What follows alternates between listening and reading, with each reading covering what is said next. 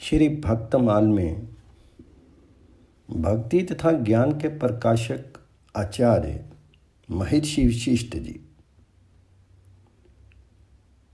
महर्षि वशिष्ठ की उत्पत्ति का वर्णन पुराणों में विभिन्न रूप से आता है।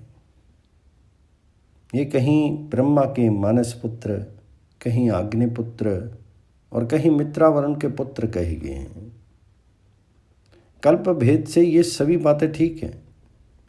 ब्रह्म शक्ति के मूर्तिमान स्वरूप तपोनिधि महर्षि वशिष्ठ जी के चरित्र से हमारे धर्मशास्त्र, इतिहास और पुराण भरे पड़े हैं। इनकी सहधर्मिणी अरुंधति जी हैं, जो सप्तऋषि मंडल के पास ही अपने पति देव की सेवा में लगी रहती हैं।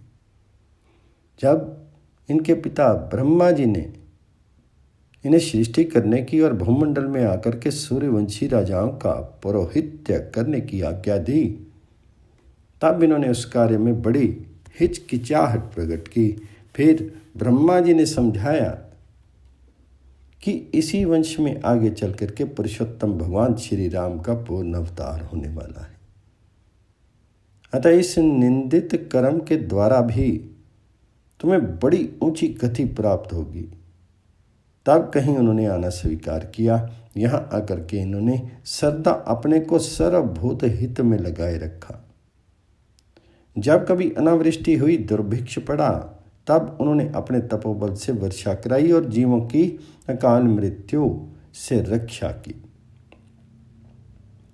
इक्ष्वाकु, निमि आदि से अनेकों यज्ञ करवाई और विभिन्न महापुरुषों के यज्ञों में सम्मिलित होकर के उनके अनुष्ठान को पूर्ण किया। जब अपने पूर्वजों के असफल हो जाने के कारण गंगा को लाने में भगीरथ को निराशा हुई, तब इन्होंने उन्हें प्रोत्साहन देकर के मंत्र बतलाया और इन्हीं के उपदेश के बल पर भगीरथ ने महान प्रयत्न करके गंगा जैसी लोक कल्याणकारिणी महानदी को हम लोगों के लिए सुलभ कर दिया। जब दिलीप संतानहीन होने के कारण अत्यंत दुखी हो रहे थे, तब उन्हें अपनी गौ नंदिनी की सेवा विधि बता करके रघु जैसे पुत्र रत्न का दान किया। दशरथ की निराशा में आशा का संचार करने वाले यही महर्षि वशिष्ठ थे। इन्हीं की सम्मति से पुत्रेष्टि यज्ञ हुआ और फलस्वरूप भगवान श्री राम ने अवतार ग्रहण किया। भगवान श्री राम को शिष्य रूप में पाकर के वशिष्ठ ने अपना पुरोहित जीवन सफल किया और न केवल वेद वेदांग ही बल्कि योग विशिष्ट जैसे अपूर्व ज्ञान में ग्रंथ का उपदेश करके अपने ज्ञान को सफल किया। भगवान श्री राम के वन गमन से लौटने पर उन्हें राज्य कार्य में श्रद्धा परामर्श देते रहे और उनसे अनेकों यज्ञ याग आदि करवाए। महर्षि वशिष्ठ से काम, क्रोध आदि शत्रु पराजित होकर के उनकी चरण सेवा किया करते थे। इनके संबंध में तो कहना ही क्या है। एक बार विश्वामित्र उनके अतिथि हुए। इन्होंने बड़े प्रेम से अपने कामधेनु की सहायता से अनेकों प्रकार की भोजन सामग्री और उपस्थित कर दी और विश्वामित्र ने अपनी सेना के साथ पूर्णता तृप्ति लाभ किया।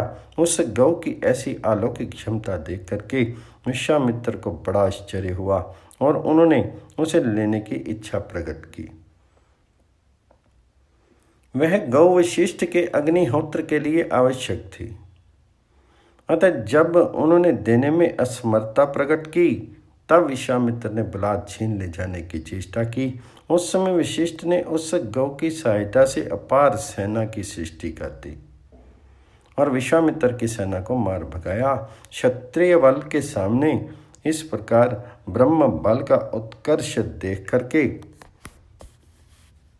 उन्हें हार माननी पड़ी, परंतु इससे उनकी द्वेष भावना कम नहीं हुई, बल्कि उन्होंने वशिष्ठ को हराने के लिए महादेव जी की शरण ग्रहण की।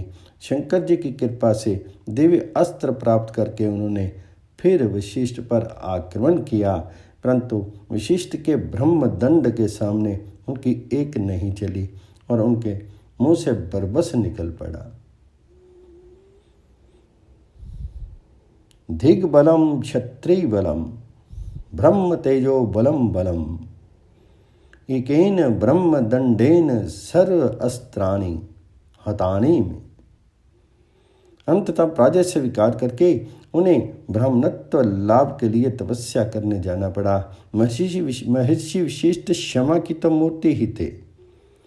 जब विश्वामित्र से इनके 100 पुत्रों का संहार कर दिया, उस समय यद्यपि इन्होंने बड़ा शोक प्रकट किया, परंतु सामर्थ्य होने पर भी विश्वामित्र के किसी प्रकार के अनिष्ट का चिंतन तक नहीं किया, बल्कि अंतःकरण के क्षणिक शोकाकुल होने पर भी ये अपनी निर्लेपता और संगता को नहीं भूले।